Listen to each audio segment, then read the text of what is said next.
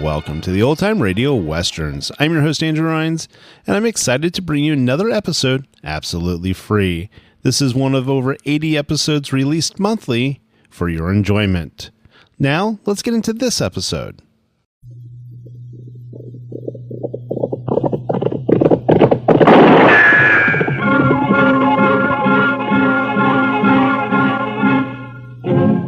Around Dodge City and in the territory on West, there's just one way to handle the killers and the spoilers, and that's with a U.S. Marshal and the smell of Gunsmoke.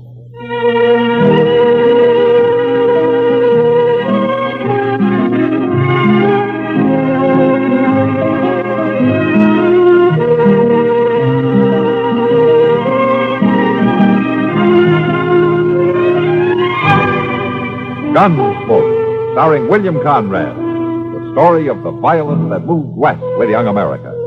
And the story of a man who moved with it. I'm that man. Matt Dillon, United States Marshal. The first man they look for and the last they want to meet. It's a chancy job, and it makes a man watchful. And a little lonely.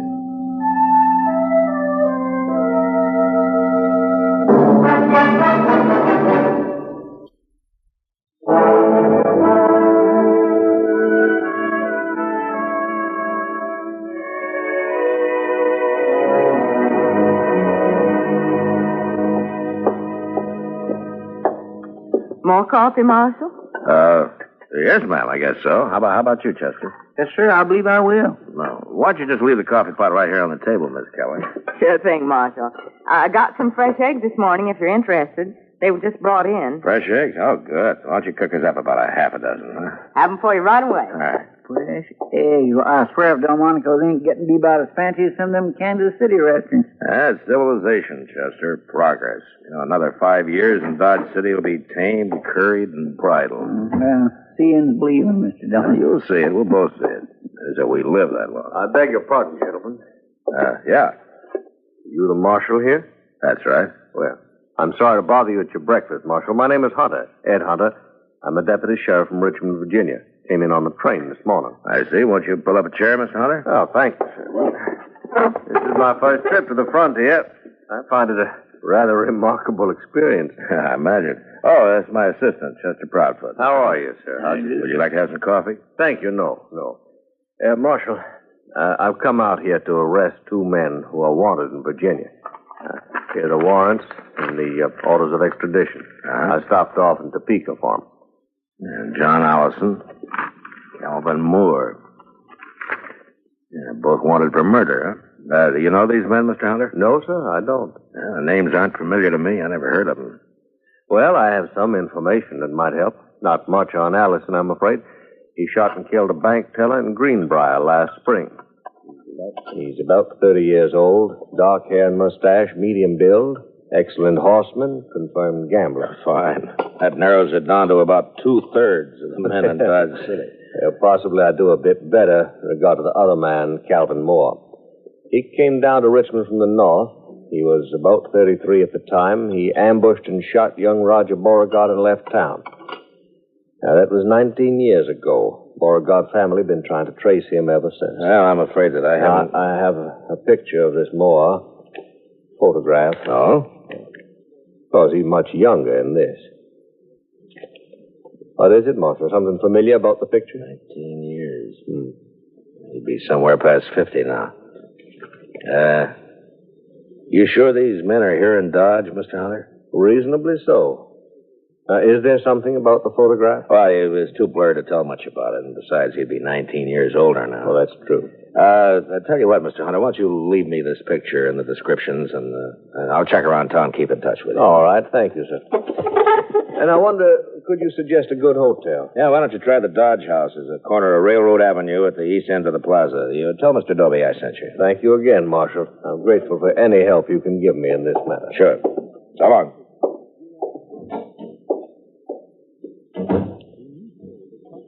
You want to see the photograph, Chester? Yes, sir. How much you know, Matt? That's...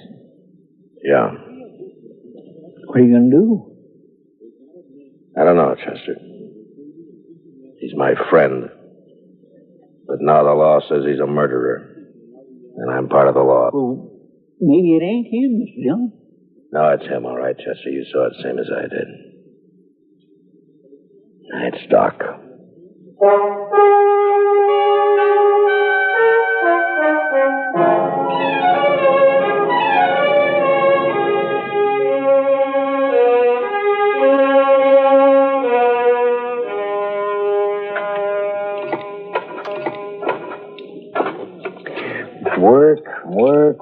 Work. Yeah, this is the first chance I've had this week to clean a few instruments properly. Gunshot wounds. Matt, I'd lay odds I'm the only doctor in the United States who makes 3/4 of his living off a gunshot wound. That's a rough country, Doc. Maybe, you ought to have stayed back east, huh? Broken bones and babies and gunshot wounds. I wouldn't know the first thing about a good civilized case of gout anymore. What part of the east did you come from, Doc? I went to medical school in Boston. I studied consumption and colic, liver complaints. Never had a case of liver complaint in all the time I've been out here. No, I guess that kind of thing is more common down south, around Richmond, Virginia, for instance. Huh? Matt, stop beating around the bush. You've got something on your mind, and it's bothering you. All right, Doc. A deputy sheriff from Virginia came in on the morning train. He's got a warrant for murder against a man named Calvin Moore. And a photograph of Moore taken 19 years ago. Would you like to take a look at it? I don't think so, Matt. Are you Calvin Moore? It wasn't murder, Matt. They said it was murder, of course. Would you like to tell me about it? Not much to tell, Matt. I'd been in practice in Richmond about a year. There was a girl. Oh, she was a beautiful girl with spirit and fire and that soft radiance that only Southern girls seem to have. It was so long ago. I've been in the South myself, Doc. Well, Jim Beauregard and I were both courting this girl. He was a typical Virginia gentleman, hot-headed, used to having his own way.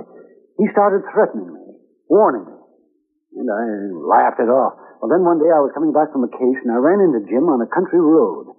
He had a pair of dueling pistols, and he challenged me. Well, that's not a crime, Doc. Self-defense. It's not a crime here, anyway. I tried to talk him out of it, but he was crazy mad. He shoved one of the pistols in my hand and pulled back on his horse and leveled his gun. I had no choice. We both fired. He missed, and I didn't. Self-defense, yes, but there were no witnesses, and I was an outsider, a Yankee. So you ran for it, is that it? I ran for it. St. Louis, Virginia City, the Panhandle, Abilene, Dodge. Yeah. The girl, Doc. What happened to the girl?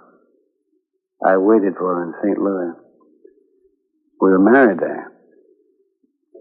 2 months later, she died of typhoid fever. Oh. I can't go back there, Matt. I've got no defense. It'd mean prison. I'd rot in prison. I won't go back, Matt. Hunter is here after 2 prisoners, Doc. I got no right to my own rules. Go after one man and keep the other one covered. I've always figured the only kind of law that'd work out here is an honest law. What are you going to do? I don't know, Doc.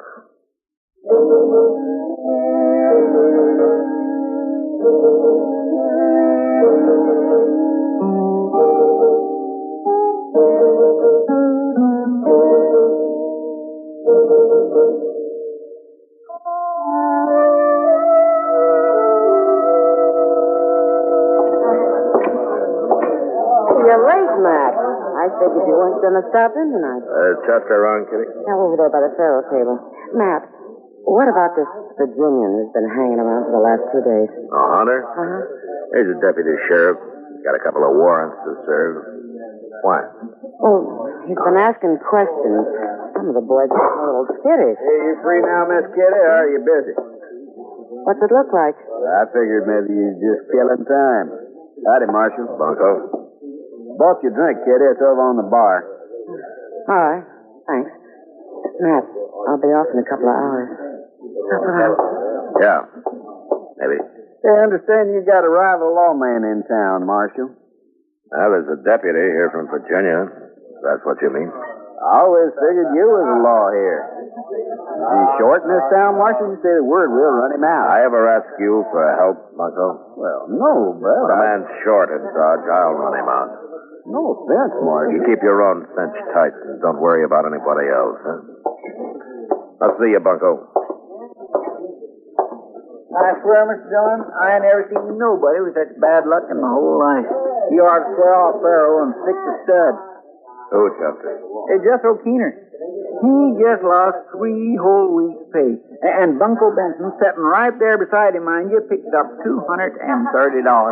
So that's why he's feeling big. Let's take a walk, Chester. I swear, 3 weeks' pay. I never seen such luck. What about Doc? Oh, he turned in a couple hours ago. That's when I come on over here. How's he acting? Oh, about as usual. One thing he is doing, though, that he ain't never done before. He's toting a gun. Evening, Marshal. Oh. Hello, Mr. Hunter. Since you didn't come to see me, Mr. Dillon, I've come to you. Wondering what progress you made. Well, I'm still checking. Any results at all, Marshal? Haven't got much to go on, you know. Calvin Moore was a doctor by profession. He might still be practicing. I suggest we investigate local doctors. Well, that wouldn't take long. We've only got one, Doc Adams. How old a man is he? Early 50s, I imagine. But he doesn't show much resemblance to that photograph he gave me. Maybe you're too used to him to notice the resemblance. Yeah, maybe. I'd like to look him over myself, Marshal. He's pretty busy. Out on calls most of the time. But not all of the time. No, not all the time, of course.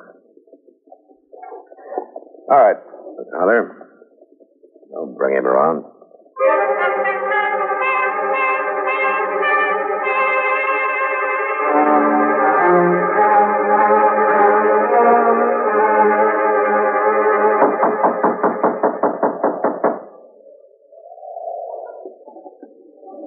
Yeah, that's funny, Mr. Dillon. Yeah, you should have answered by now. Well, we're wasting our time, Chester. Well, now, he might have got called out on a case. Yeah, I know. But I was across the plaza down toward the Dodge House. Come on, Chester.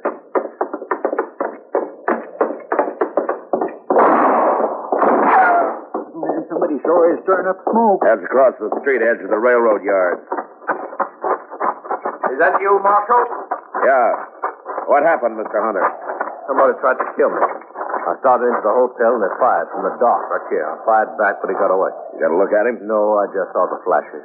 It's an easy town to get killed in, Mr. Hunter. So it seems. About that doctor, Marshal, you didn't bring him around. He's out on a call. But I think I want to meet him more than ever now. You will.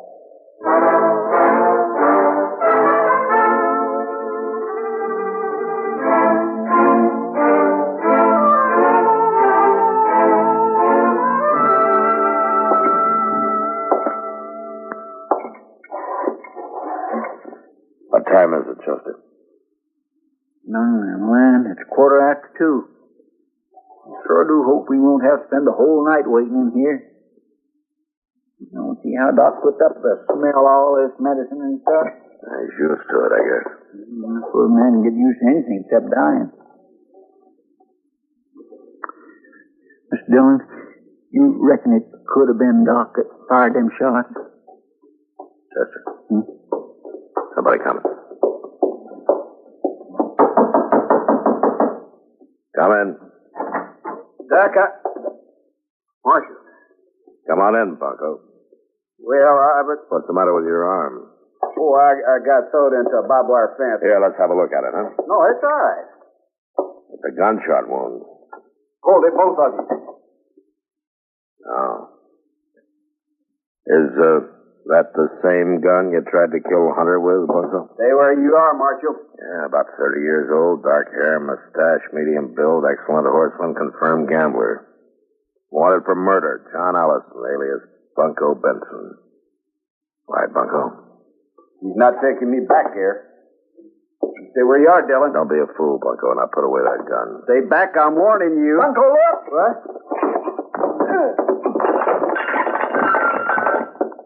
Yeah, that worked pretty slick, didn't it, Mr. Dillon? Yeah, thanks, Chester. All right, let's get him down to the jail, and you can go find Doc. We're going to need him.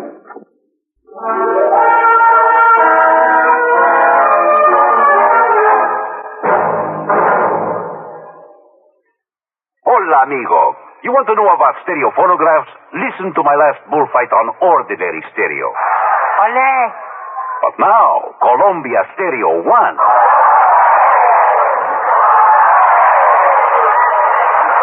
There is a corrida de toros, real lifelike, magnifica. There is such a big difference in stereo phonographs. With most, all you get is a couple of speakers shooting in different directions.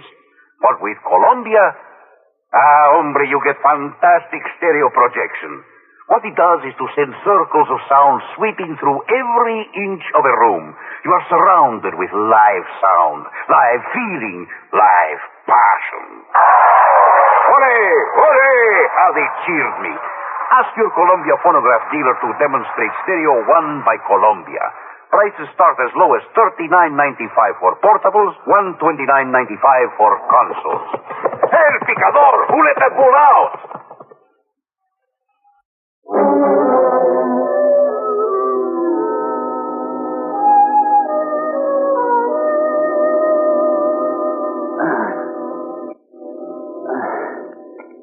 Just hold still now, Bunko. Just one more second, and I'll have a hold of that bullet, and then we'll... Yeah. Now, add that one to your collection, Matt. I'll make Hunter a present of it. It wasn't bad shooting to be firing in the dark at a gun flash. You'll never get me back to Virginia. Now, hold still, Bunko. How do you expect a man to tie a bandage? How'd you know that he'd come to my office, Matt? Didn't, Doc. We were waiting for you. Oh, I see. There. Yeah, that'll stop the bleeding.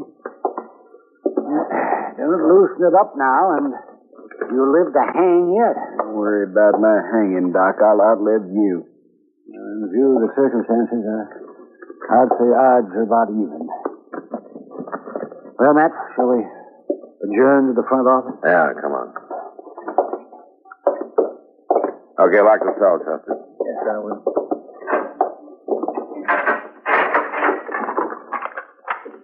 I turned in at 10 o'clock tonight, Matt. I got 1 hour's sleep. They called me over to Mrs. Behan. They thought her baby was on the way. False alarm, of course. Usually is the first time. And I got back and came straight over here. Doc, you were wearing a gun earlier today. What did you do with it? I put it back in the drawer where it belonged. Realized I was acting like a fool. Was that why you were waiting in my office? Somebody tried to kill Hunter, and you thought it was me? I've tried to think of some way out of this. A way out for both of us, Doc. But I got one man under arrest back there now. I can't rightly set myself up as a judge and free the other man.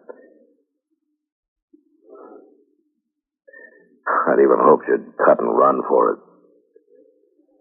You'd get away if you did, because Hunter doesn't know the country. No, I'm too old to run, Matt. What are you going to do?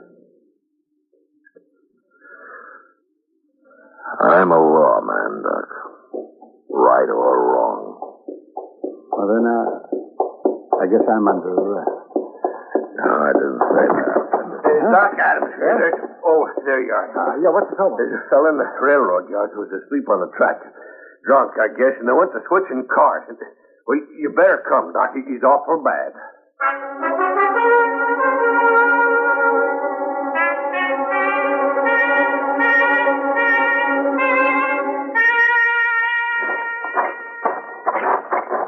He's sitting near the loading pens down this way, I guess. Yes, there's some lights over there and people standing around. Marshal, is that you? Yeah. Oh, Hunter. I thought you went to bed hours ago. I'm a light sleeper, Mr. Dillon. I heard there's an accident over in the yard. I'll just walk along with you. Give me a chance to meet your local doctor. Well, I guess you can meet him right now if you want to. Oh? Doc, this is Ed Hunter. Doc Adams. Yeah. How do you do, sir? Mr. Hunter? I got one of your prisoners locked up, Mr. Hunter, John Allison, known here as Bunko Benson. Good. He's the man who tried to kill you tonight. One down, then. Just one to go. Calvin Moore. Dr. Calvin Moore.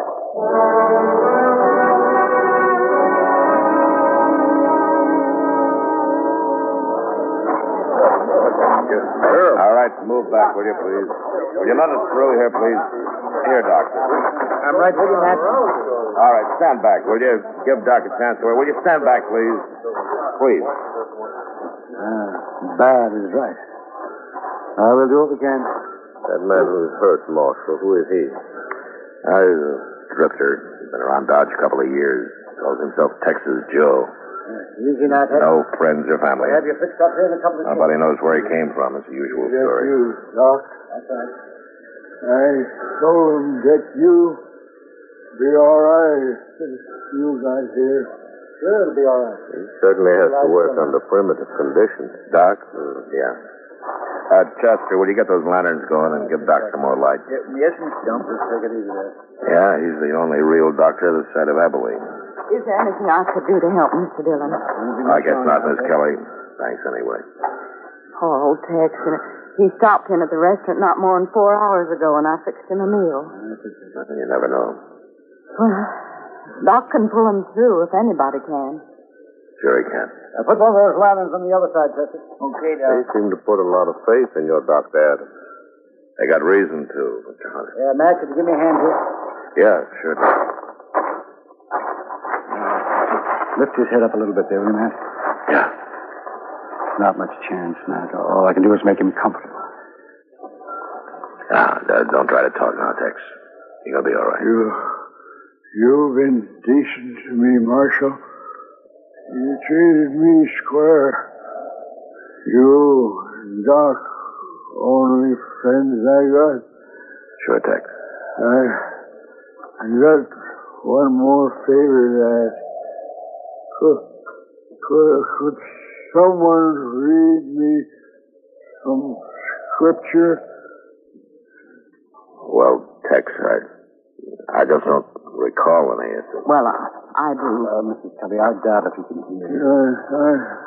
I can hear. Please. The Lord is my shepherd. I shall not want. He maketh me to lie down in green pastures. He leadeth me beside the still waters. He restoreth my soul. I think that's enough, Mrs. Kelly. Too bad. Oh, no. Well, you can't win them all, I guess. No, I can't win them all. Well, I guess... Dr. Adams, as only physician here, I suppose you also function as coroner. That's right. And this man here, he'll be buried under the name of Texas Joe? Don't worry about it. Boot Hill is full of men buried under nicknames. In this country... Doc. Oh, Doc, I just came from... Oh. Yeah. Doc, I've been sitting up with Mrs. B, and you left too soon. She needs you over there right away. Well, then there wasn't a false alarm. All right, Kitty, I'll be there as quick as I can. Well, as soon as... Well... Kitty, you go on back over and do what you can for her. Doc will be along. All right, Matt, but you better hurry. Well, Mr. Hunter... Well, gentlemen, this seems to have been my lucky night. Both my fugitives located within an hour of each other. Yeah. Well, I guess there's nothing I can do to... One safe in jail and one of them dead. Or didn't you notice the resemblance, Marshal? Texas Joe here? Obviously, the man in the photograph, I saw it immediately. Well, I hope you'll take all necessary steps to see that he's buried under his real name, Calvin Moore, and his death, of course. Close the case. I'll be leaving for Virginia with my other prisoner tomorrow. Leave? Mr. Hunter. Doctor, I'd say this is no time to stand around here talking. You have a patient waiting. This town seems to depend on you. Matt? Well, Doc, you've got work to do. You just make sure it's a boy, huh? Well, I'll do my darndest, Matt. Good night, gentlemen. Good night, Doc.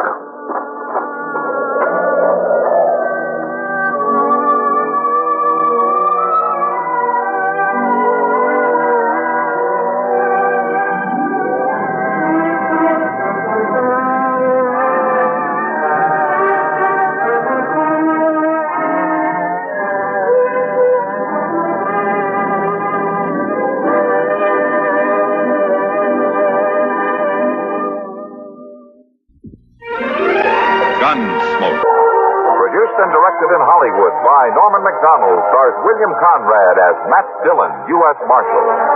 The story was specially written for Gunsmoke by Les Crutchfield, with editorial supervision by John Meston. Featured in the cast were Lawrence Dobkin, Harry Bartell, Ralph Moody, and Virginia Christine. Harley Bear is Chester, Howard McNear is Doc, and Georgia Hawkins is Kitty.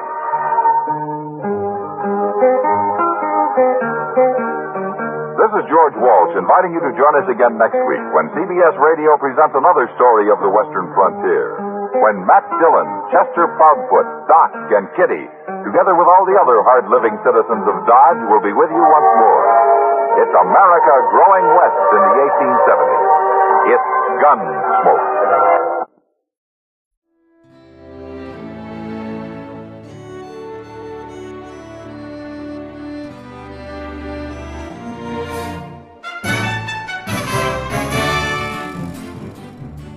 This has been a presentation of OTRWesterns.com, and we hope you enjoyed.